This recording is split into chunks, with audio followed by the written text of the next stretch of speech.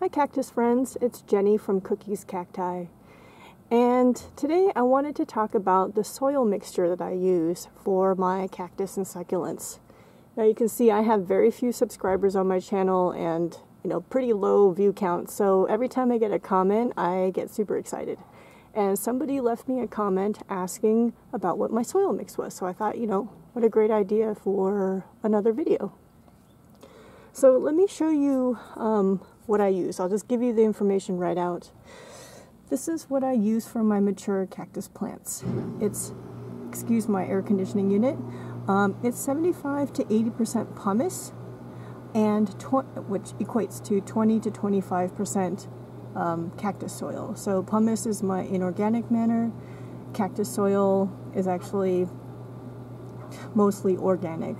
So you can see the majority of it is inorganic material, and that is to help the potting mixture allow water to run through it quickly, so it's very coarse, and then allow it to dry out fairly quickly, and that is to prevent rotting of these plants.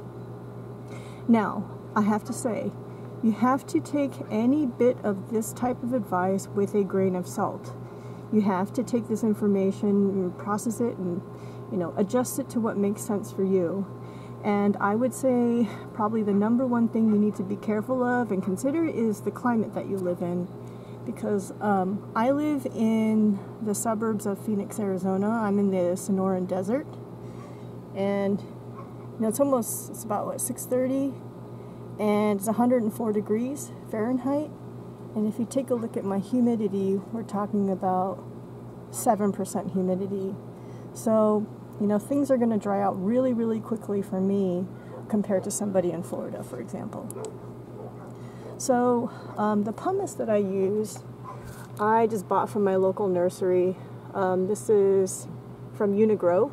It's just pumice. And then you can use pretty much any cactus or succulent soil mix that you can get your hands on.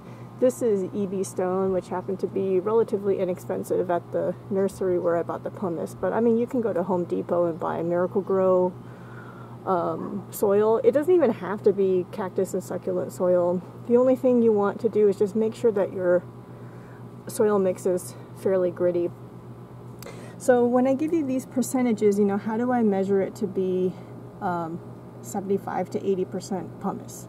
So usually what I do is, depending on how much quantity of soil mixture I want, this would take a lot longer to scoop out, right, if I had a big pot that I was wanting to fill. But essentially you'll take a cup or a scoop or whatever, and let's say you want 75% pumice to 25% cactus soil, then that's just a 3-to-1 ratio. So we do 3 scoops of pumice, 1 scoop of cactus and succulent potting mix or soil, whatever you're using. And then if you want to adjust it such that it's more gritty, then you can up it to, let's say, 4 scoops of pumice to 1 scoop of cactus soil. And you would adjust it. The second point is based on the plant's moisture needs. So for, I don't know, maybe desert roses, maybe aloes and agaves, they can take more water, and so maybe you would want to adjust the pumice or the inorganic matter down. And maybe for things like Ariocarpus, which are extremely rot prone, you might want to adjust the amount of inorganic up. So I would say that when I was just starting with cactus and succulents, I don't know why, but as a beginner I tended to go more organic. Like, I'm going to show you an example of what, I think this is like right between 75 to 80% pumice and 20 to 25% cactus soil. And if you look at it when it's dry, it looks really gritty. You can see the little bits of organic in there, but it's extremely gritty. But when I was starting with this, a couple years ago, I would look at this and I would get anxious, like feeling, how in the world are my plants going to get nutrients if it's basically just planted in volcanic rock? But actually, this is really good.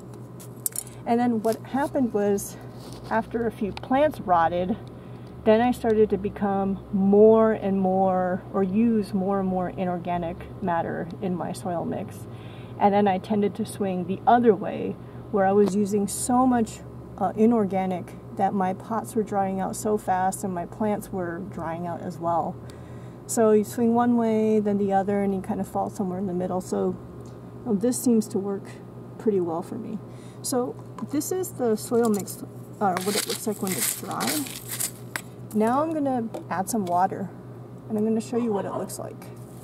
It won't look so as dramatically dry after it's wet. So I'll be doing it one-handed. Let me show you. You see how the dark color of the organic matter is starting to come out? See that? That organic matter will help hold the water. The smaller pieces of pumice will help as well. Excuse my neighbor's dogs. So if I look at, something that looks like this, then I don't feel that anxiety of, oh my gosh, what am I doing to my plant? It's not going to get what it needs. So now for me, when I receive a plant that's bare rooted or I'm repotting plants, I follow what Peter W. talks about, or Peter with Plants. He says he'll water his plants before repotting, and then he uses a moist soil mix to repot the plants in, and I do the same thing, just moist, not running, sopping wet, just moist. It seems to help prevent the newly potted plant and its roots from completely drying out. This has worked for me, but again, in a climate that's extremely hot and dry. I think that's all I wanted to say. I mean, hopefully you found that a little bit useful, but go out there, don't be afraid. There's always going to be, in the trial and error process, there will probably be some error experiences going on. I've experienced it many times myself, but don't let that stop you. As you keep learning, you'll get better and better at it, and you'll feel more confident until you don't. So hope you all have a wonderful day, morning, or evening, and I will talk to you soon. Take care.